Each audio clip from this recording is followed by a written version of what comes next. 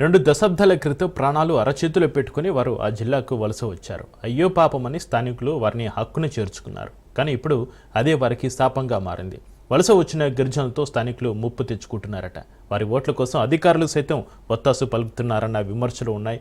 గుత్తికోయిల గొడ్డలి వేటుకు అడవి తల్లి అల్లాడుతుందని స్థానికులు వాపోతున్నారు. ఇంతకీ ఎక్కడ జిల్లా అడవి తల్లికి వాళ్ళు చేస్తున్న గాయం ఏంటి?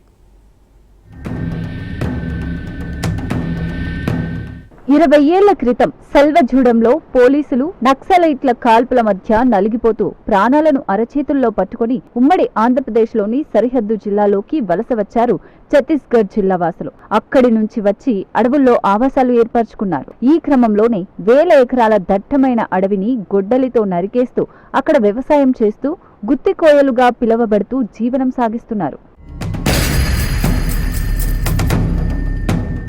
గుత్తికోయలు చేసిన అడవి ధ్వంసం పర్యావరణానికి ఒక తరం అభివృద్ధి చేసిన తీరని శోకమని అంటున్నారు స్థానికులు. నాడు సెల్వజూడం వల్ల ఛత్తీస్గఢ్ నుండి కట్టు బట్టలతో వలస వచ్చి నేడు తెలంగాణలో పట్టా భూములతో పక్కా ఇళ్లతో స్థానిక ఎన్నికల్లో కూడా పోటీకి సిద్ధమయ్యారు. స్థానిక నాయకులు వారికి ఓట్ల కోసం ఓటర్ కార్డులు ఇప్పించి కొన్ని గ్రామాల్లో భూములకు పట్టాలు సహితం మంజూరు చేపించారు. నేడు ఇదే ఓట్ల కోసం ప్రజాపాలనలో రేషన్ కార్డుల కోసం కూడా దరఖాస్తు చేసుకుంటున్నారు.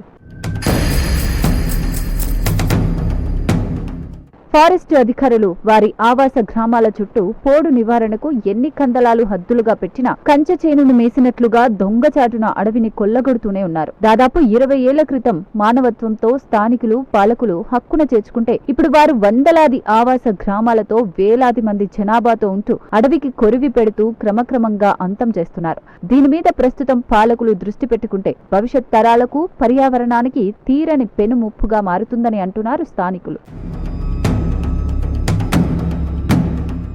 సామాజిక దృక్పథంతో ఆలోచిస్తే ఒకవైపు మానవత్వం, మరోవైపు స్థానికంగా ఉన్న గిరిజనులకు వలస గుత్తికోయల వల్ల భవిష్యత్తులో ప్రభుత్వ పథకాలలో, సబ్సిడీలలో, విద్య, ఉద్యోగ, ఉపాధి, రాజకీయ మొదలగు రిజర్వేషన్లలో పోటీ తప్పదని కొందరు ఆదివాసీ నాయకులు భావిస్తున్నారు. ఇప్పటికే ప్రభుత్వ నిర్లక్ష్యాల వలన రాష్ట్రంలో వేల ఎకరాల అటవీ భూమి పోడు పేరుతో చెట్లను, భూమిని సాగు భూమిగా మార్చుతున్నారు.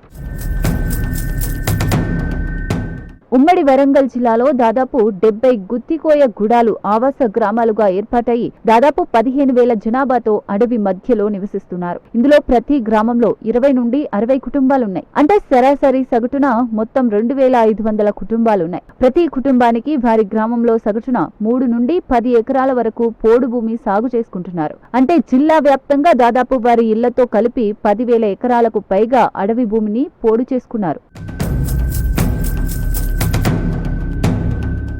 క్రమంగా వీరికి ఓటు హక్కు రావడంతో రాజకీయ పార్టీలు వీరిని ఓటర్లుగా చూస్తూ చట్టాలను తుంగలో తొక్కి వారి స్వార్థం కోసం వారిపైన ఎలాంటి చర్యలు తీసుకోవడం లేదన్న విమర్శలు వినిపిస్తున్నాయి. అదే అదునుగా భావించిన గుత్తికోయలు రోజు రోజుకి అడవి నరికే వేట పెరుగుతూ పోతుంది. 20 సంవత్సరాలుగా తాము పోడు వ్యవసాయం చేసుకుంటున్నాం కాబట్టి తమకు పట్టాలు ఇవ్వాలని, కరెంటు సదుపాయం కావాలని వారు రాజకీయ పార్టీలను డిమాండ్ చేస్తున్నారు. అడవిని ధ్వంసం చేయకుండా అడవిలో దొరికే ఫలాలపై ఆధారపడితే అభ్యంతరాలు ఉండకపోవచ్చు. కానీ జాతి సంపదన భారీ వృక్షాలను గొడ్డలి వేటితో ధ్వంసం చేస్తూ అడవిలోని వన్యప్రాణులను వేటాడడంతో అనేక జాతులు తుడిచిపెట్టుకుపోతున్నాయని పర్యావరణ శాఖ అధికారులు చెబుతున్నారు.